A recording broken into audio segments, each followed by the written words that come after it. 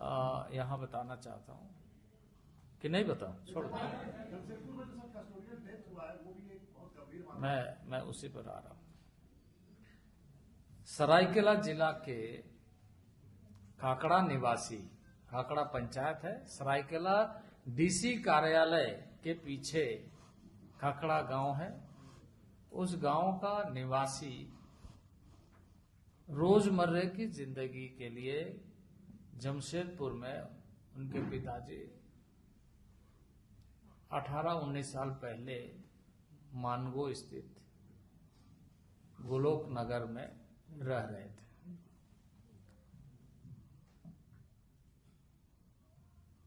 उनका पुत्र अजीत महतो डेली कामगार मजदूर के रूप में काम करते थे। पुलिस अचानक आती है उनके घर में। उनके माता ने पुलिस को बताती है कि इनकी तबीयत खराब है, इनको मत ले जाइए। पर पुलिस धक्का मार करके कई शब्दों का प्रयोग करते हुए उठा करके ले जाती है। बेतहाशा उसकी पिटाई होती है, क्योंकि पहले से ही बीमार था, और पिटाई होने के बाद उनकी मृत्यु हो जाती है। ये 2 दिन के अंदर ये सारी घटनाएं घट जाती है। आरोप उस पर क्या था? आरोप उस पर यही था कि किसी मोबाइल चोर ने कहा था कि मोबाइल हमने किस किस को बेचा है।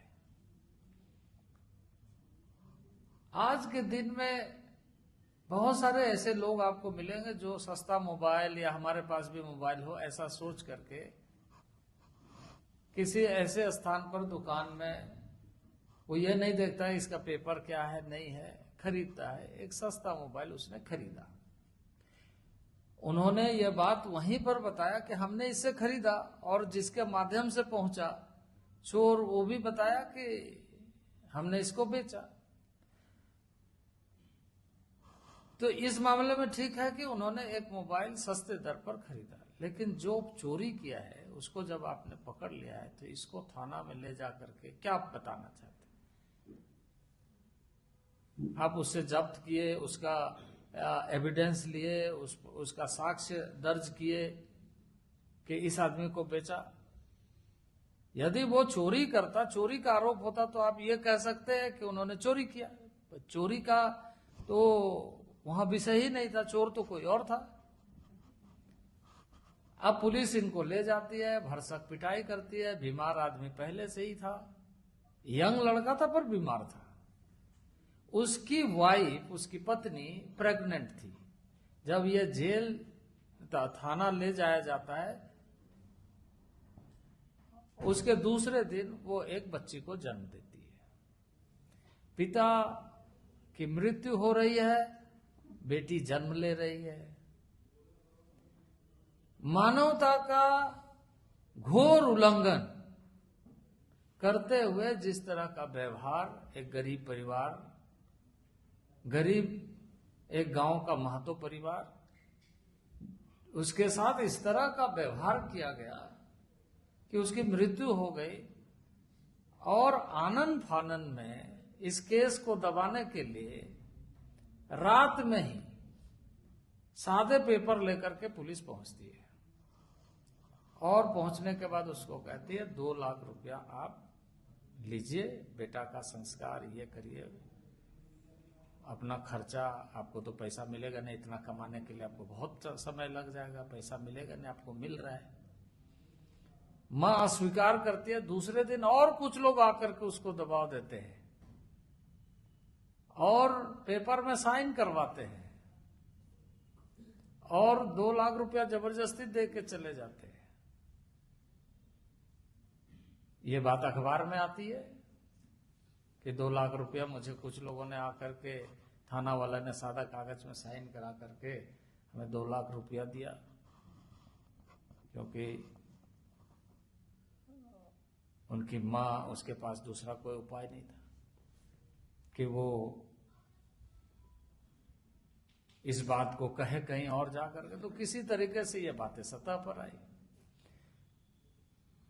अब सवाल यह है कि प्रशासन किस तरह से कार्रवाई करे, पुलिस और उसके आला अधिकारी या राज्य सरकार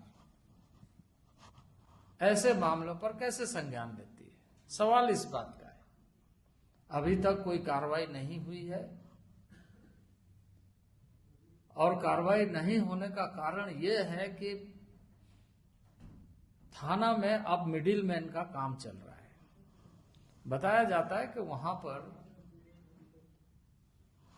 एक ड्राइवर का काम करता है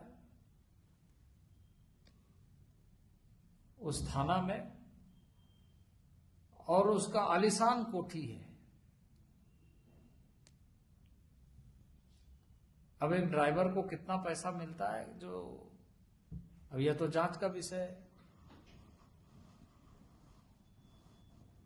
कि वो ड्राइवर कब से है, किस रूप में है, कितना कमाता है, किस तरीके से, क्या सोर्स ऑफ इनकम है। तो इन सारे मामले को पटाक्षेप करने के लिए या इसको ईडी को केस दे देना चाहिए। राज्य सरकार यदि ईमानदार है तो ऐसे पदाधिकारियों के बारे में।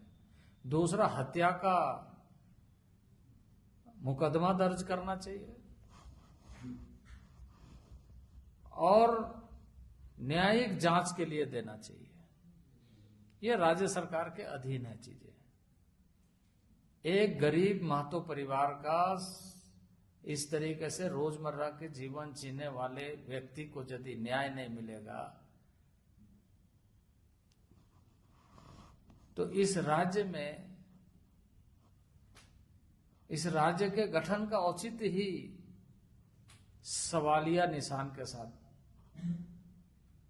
दुर्भाग्यपूर्ण कहा जाएगा।